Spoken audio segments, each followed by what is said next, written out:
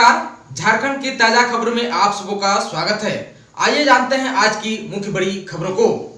झारखंड में मार्च, अप्रैल और मई में होगा पंचायत चुनाव, राज्य निर्वाचन आयोग ने दिया प्रस्ताव।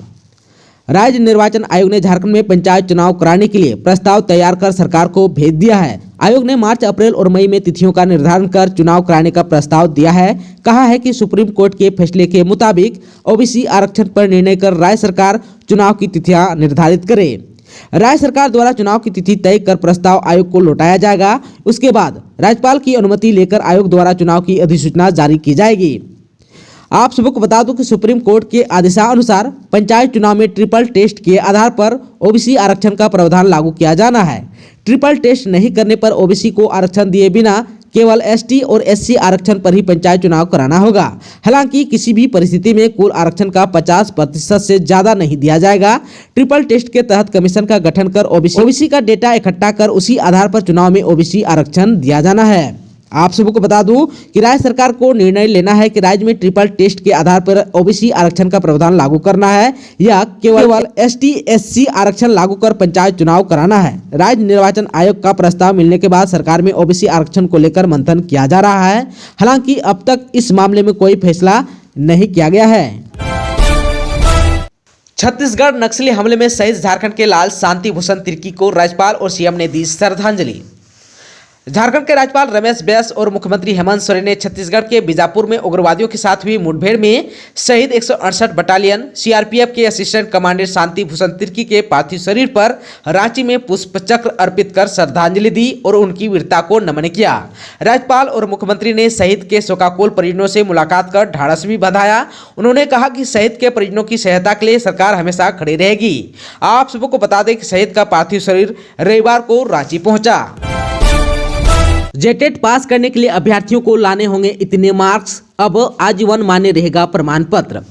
झारखंड की हेमंत सोरेन सरकार द्वारा झारखंड शिक्षक पात्रता परीक्षा की संशोधित नियमावली के तहत सामान्य जाति के अभ्यर्थियों को परीक्षा में उत्तीर्ण होने के लिए प्रत्येक खंड में कम से कम 40% और कुल प्राप्तांक का कम से कम 60% अंक लाना अनिवार्य होगा। इसी तरह अन्य श्रेणियों के अभ्यर्थियों के लिए भी अंक निर्धारित किए गए हैं। जेटेट के प्रमाण पत्र की वैधता अब 7 साल की जगह आजीवन रहेगी। यह व्यवस्था जेटेट 2013 और 2015 के प्रमाण पत्र पर भी लागू की गई है।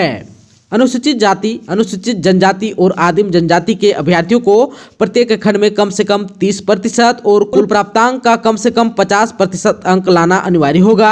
इसी तरह BC1 और BC2 और आर्थिक रूप से कमजोर वर्ग के अभ्यर्थियों को प्रत्येक खंड में कम से कम 35% और कुल प्राप्तांक का कम से कम 55% अंक लाना होगा। दिव्यांग अभ्यर्थियों के लिए प्रत्येक खंड में कम से कम 30% और कुल प्राप्तांक में से कम 50% अंक लाना अनिवार्य किया गया है। दिनेश सिंह हत्याकांड मामले में मुख्य आरोपी गिरफ्तार, 3 अन्य आरोपियों की पहले हो चुकी है गिरफ्तारी। लातेहार जिला अंतर्गत हैरहंज थाना क्षेत्र के हेसातू गांव में पंचायत लगाकर पिटाई के बाद हुई मौत मामले में पुलिस ने मुखिया पति सोहराय सिंह को गिरफ्तार किया है। गिरफ्तार सोहराय सिंह इस हत्याकांड का मुख्य आरोपी है। इस मामले में 3 अन्य आरोपी सूरजदेव सिंह, दशरथ सिंह और राजकुमार सिंह की पहले ही गिरफ्तारी हो चुकी है। इस बात की जानकारी एसडीपीओ अजित कुमार ने पत्रकारों को दी। हैरहंज थाना क्षेत्र के हेसातू गांव में गत 10 फरवरी को पंचायत लगाकर सूरजदेव सिंह की पत्नी के साथ अवैध संबंध रखने के आरोप में दिनेश सिंह की पिटाई की गई थी। इस पिटाई से दिनेश सिंह की मौत हो गई थी। पुलिस ने इस मामले में कुल 10 लोगों को आरोपी बनाया था। अब तक इस मामले में 4 आरोपियों को गिरफ्तार कर जेल भेज दिया गया है। शेष आरोपियों की गिरफ्तारी के लिए छापेमारी अभियान चलाया जा रहा है। गुमला शहर से हटाकर चंदौली में बनेगा नया समाहरणालय भवन, सरकार ने दी स्वीकृति। गुमला शहर से समाहरणालय को हटाया जाएगा। शहर से 3 किलोमीटर दूर चंदौली स्थित सरकारी भूखंड पर नया समाहरणालय भवन बनेगा। इसके लिए झारखंड सरकार ने प्रशासनिक स्वीकृति दे दी है। आप सबको को बता दूं कि नए समाहरणालय भवन बनाने में 50 करोड़ 77 लाख 67 हजार रुपये खर्च होंगे। लिव इन रिलेशन में रहने वाले 100 जोड़ों का खुट्टी में हुआ सामूहिक विवाह, डिस्ट्रिक्ट जज ने दिए आशीर्वाद। खुट्टी जिला प्रशासन और निमित्त संस्था के सहयोग से रविवार को बिरसा कॉलेज फुटबॉल स्टेडियम परिसर में लिव इन रिलेशन में रहने वाले 100 जोड़ों का सामूहिक विवाह किया गया। पाहन और पुजारियों द्वारा पारंपरिक तरीके से विवाह संपन्न कराकर लिव इन रिलेशन में रहने वालों को सामाजिक मान्यता दिलाया। इस अवसर पर मुख्य अतिथि के रूप में प्रधान जिला एवं सत्र न्यायाधीश सत्य प्रकाश ने नव विवाहित जोड़ों को आशीर्वाद और शुभकामनाएं दी। इस मौके पर डिस्ट्रिक्ट जज श्री सत्य प्रकाश ने कहा कि झारखंड के गांव में हजारों ऐसे जोड़े हैं जिनका औपचारिक विवाह नहीं हुआ है। लिव इन रिलेशन में रहने वाले परिवारों को गांव में समान की दृष्टि से नहीं देखा जाता, जिससे असुरक्षा की भावना बनी रहती है और कई प्रकार की परेशानियों का सामना करना पड़ता है। ऐसे परिवारों के लिए यह कार्यक्रम उम्मीद जगाता है। अब जो है शादी के साथ रहने वाले जोड़ों को अब नई दिशा मिली है। झारखंड में 21 साल में एक बार हुई है उर्दू शिक्षकों की नियुक्ति, 3712 पद खाली। झारखंड में उर्दू विषय की पढ़ाई प्राइमरी स्कूल से लेकर +2 स्कूल तक होती है, लेकिन आधिकारिक रूप से शिक्षक नियुक्ति कर उर्दू की पढ़ाई केवल प्राइमरी और मिडिल स्कूल में ही कराई जा रही है। इस लेकर स्कूलों में शिक्षकों की भारी कमी है। राज्य गठन के बाद केवल एक बार उर्दू शिक्षकों की नियुक्ति प्राइमरी और मिडिल स्कूलों में की गई थी, तब भी शिक्षक नहीं मिल पाए थे, जिसका खमियाजा यह हुआ कि अब भी उर्दू शिक्षकों की भारी कमी है। राज्य में 3 ऐसे जिले हैं जहां प्राइमरी और मिडिल स्कूल के बच्चे बिना उर्दू शिक्षक के ही शिक्षा ग्रहण कर रहे हैं। इसके अलावा 8 से अधिक जिलों में उर्दू शिक्षकों की संख्या 10 से कम है। शिक्षा विभाग के आंकड़ों के अनुसार पहली बार 2015-16 में उर्दू शिक्षकों की नियुक्ति के लिए विज्ञापन निकाला गया था। उस समय 4401 पदों में नियुक्ति होनी थी, लेकिन 689 शिक्षक ही मिल पाए। 3500 से अधिक पद रिक्त रह गए। यह रिक्ति अब भी बनी हुई है। सरकारी स्कूल के बच्चे भी करेंगे मॉडर्न तरीके से पढ़ाई, धनबाद के 3 स्कूल तैयार। धनबाद जिले के 3 सरकारी स्कूलों में बहुत जल्द केंद्रीय माध्यमिक शिक्षा बोर्ड यानी CBSE पैटर्न पर आधारित पढ़ाई होगी। जिला स्कूल SSLNT बालिका +2 उच्च विद्यालय और कस्तूरबा गांधी बालिका विद्यालय निरसा को स्कूल ऑफ एक्सलेंस स्कूल की सूची में शामिल किया गया है। समग्र शिक्षा अभियान का यह प्रथम पड़ाव है। इसे प्रथम चरण में इन स्कूलों को CBSE की संबद्धता मिल गई है। झारखंड में मैट्रिक और इंटर की परीक्षा की तैयारी तेज। JCERT ने जारी किया मॉडल प्रश्न पत्र, जैक की ओर से जिलों में भेजने का होगा काम। झारखंड शैक्षणिक अनुसंधान और प्रशिक्षण परिषद ने मैट्रिक और इंटर के परीक्षार्थियों के लिए मॉडल प्रश्न पत्र जारी कर दिया है। सभी विषयों के 5-5 सेट जारी किए गए हैं। JCERT निदेशक किरण कुमार पासी ने बताया कि झारखंड एकेडमिक काउंसिल यानी कि जैक के अध्यक्ष को ये मॉडल प्रश्न पत्र उपलब्ध करा दिया गया है। जैक की ओर से इसे सभी जिलों को भेजा जाएगा। सभी मॉडल प्रश्न पत्र स्कूलों को भेजे जाएंगे। इसी आधार पर अब जैक भी परीक्षा के लिए प्रश्न पत्र तैयार करेगा। गौरतलब है कि OMR शीट पर ऑब्जेक्टिव प्रश्नों के मॉडल प्रश्न पत्र पूर्व में ही जारी किए गए थे। इन मॉडल प्रश्न पत्रों को DGF, JEPC और JCERT की वेबसाइट पर भी अपलोड कर दिया गया है। जिलों के शिक्षा कार्यालय भी इसे अपनी वेबसाइट पर अपलोड करेंगे ताकि छात्र मॉडल प्रश्नों को डाउनलोड कर सकेंगे। शिक्षकों को इसे PDF फॉर्म में उपलब्ध कराया जाएगा।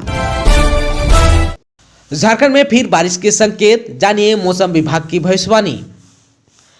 फरवरी का आधा महीना खत्म हो गया, लेकिन ठंड का प्रकोप कम होने का नाम नहीं ले रहा है। वहीं बीच बीच में बारिश ने और भी ज्यादा ठंड बढ़ा दी है। हालांकि पिछले कुछ दिनों से राजधानी रांची में मौसम साफ है, लेकिन ठंड अभी भी जारी है। मौसम विभाग की माने तो आने वाले दिनों में न्यूनतम तापमान में गिरावट देखने को मिल सकती है, जिससे एक बार फिर से राज्य में ठंड बढ़ने के आसार हैं।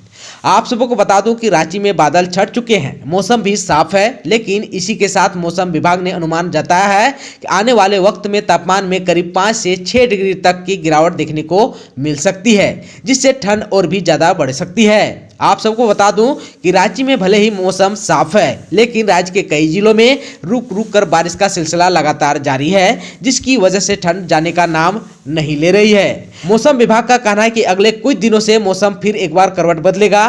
13 फरवरी से पश्चिमी विक्षोभ के झारखंड में दस्तक देने की उम्मीद है, जिससे राज्य के कई इलाकों में बारिश की संभावना जताई जा रही है। अनुमान जताया जा रहा है कि बारिश के बाद इलाके में तापमान में और गिरावट दर्ज की जाएगी, जिससे गलन और ठिठुरन बढ़ेगी। हालांकि उम्मीद जताई जा रही है कि अगले महीने से ठंड में कमी आएगी। आप सबको बता दूं कि 14 फरवरी का अधिकतम तापमान 23 और न्यूनतम 9 डिग्री सेल्सियस रहेगा। वहीं 15 फरवरी को अधिकतम तापमान 25 और न्यूनतम 12 डिग्री सेल्सियस रहेगा, जबकि 16 फरवरी को अधिकतम 25 और न्यूनतम 13 डिग्री सेल्सियस रहेगा। अफ्रीकी देश माली में फंसे 20 मजदूर लौटे भी नहीं कि मलेशिया में फंसे मजदूरों ने लगाई वतन वापसी की गुहार।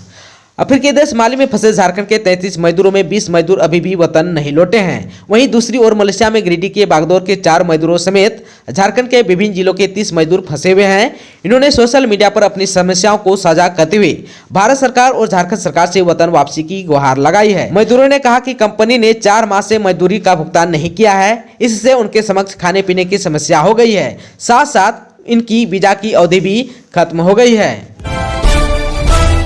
टेरर फंडिंग मामले में झारखंड समेत 4 राज्यों में NIA का छापा, 3 देसी पिस्टल, 1 राइफल समेत डिजिटल डिवाइस बरामद। नेशनल इन्वेस्टिगेशन एजेंसी ने 4 राज्यों झारखंड के कोडरमा, बिहार के पटना ग्रामीण, जहानाबाद, नालंदा, गया, नवादा और औरंगाबाद, ओडिशा के भुवनेश्वर और आंध्र के नेल्लोर जिले में 26 स्थानों पर छापेमारी की। यह छापेमारी बिहार के मगध रेंज में माओवादी संगठन को खड़ा करने के लिए किए जा रहे टेरर फंडिंग मामले से जुड़ा है। इस मामले में आरोपी माओवादी और उनसे जुड़े लोगों के ठिकानों पर एजेंसी ने शनिवार को एक साथ धावा बोला। छापेमारी में 3 देसी पिस्टल, 0.315 बोर की 1 राइफल, 59 राउंड कारतूस, कई डिजिटल डिवाइस, नक्सली साहित्य, आपत्तिजनक दस्तावेज के अलावा 4 किलो मादक पदार्थ भी जब्त किए गए। छापेमारी में NIA की टीम को CRPF और स्थानीय पुलिस ने सहयोग किया। इस मामले में प्राथमिकी के बाद NIA ने यह कार्रवाई की है। एजेंसी के अनुसार मिले दस्तावेजों की फिलहाल पड़ताल की जा रही है। JPSC ने शुरू की संशोधित रिजल्ट जारी करने की प्रक्रिया, इन अभ्यर्थियों की संख्या बढ़ना तय। JPSC द्वारा 7वीं, 8वीं, 9वीं और 10वीं सिविल सेवा प्रारंभिक परीक्षा का संशोधित रिजल्ट जारी होने पर आरक्षित कोटा खासकर SC और ST और EWS के अभ्यर्थी घट सकते हैं, जबकि BC1, BC2 और अनारक्षित कोटा के अभ्यर्थियों की संख्या बढ़ना तय है। कुल सफल अभ्यर्थियों में लगभग 811 अभ्यर्थियों की संख्या बढ़ जाएगी, यानी मुख्य परीक्षा के लिए कुल PT उत्तीर्ण अभ्यर्थियों की संख्या 4883 हो जाएगी। आप सबको बता दूं कि पुराने रिजल्ट के आधार पर SC कैटेगरी के 111 अभ्यर्थी, ST कैटेगरी के 145 अभ्यर्थी, EWS के 151 अभ्यर्थी घट सकते हैं। वहीं BC1 के 154 अभ्यर्थी, BC2 के 108 अभ्यर्थी और अनारक्षित कैटेगरी के लगभग 782 अभ्यर्थी बढ़ सकते हैं। आयोग ने हाईकोर्ट के निर्देश के आलोक में संशोधित रिजल्ट जारी करने की प्रक्रिया शुरू कर दी है। दोस्तों, चैनल पर आप नए हैं तो प्लीज चैनल को सब्सक्राइब कर बेल आइकन को दबा दीजिए ताकि खबरों का अपडेट आपको मिलता रहे। इसके साथ ही आज की खबरों में बस इतना ही। हमें दीजिए इजाजत। नमस्कार।